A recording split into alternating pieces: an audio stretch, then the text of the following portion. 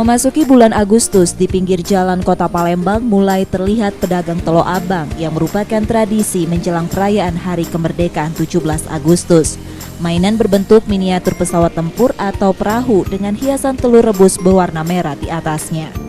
Satu perajin mainan telo abang, Mamat, sudah belasan tahun menjalani usaha mainan ini. Telo abang dibuat dari kayu gabus dengan peralatan sederhana seperti gergaji dan pisau. Pengerjaannya hanya butuh waktu 15 menit. Di tingkat pengecer, satu telo abang dijual mulai Rp25.000. Perajin mampu membuat hingga 700 miniatur yang dikerjakan sejak Juli. Sayang, dari tahun ke tahun, peminat mainan ini semakin berkurang. Kehadiran mainan berbahan plastik dan penggunaan gawai membuat telo abang terlupakan.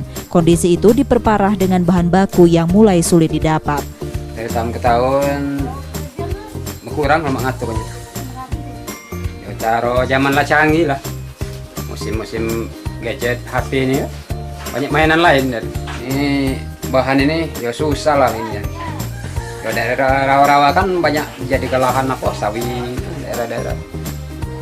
Telo abang sebenarnya dapat mengenalkan nasionalisme dan cinta tanah air pada anak-anak. Mamat dan penjual berharap tren mainan ini dapat bertahan. Rizky Nurmizan, Kompas TV, Palembang.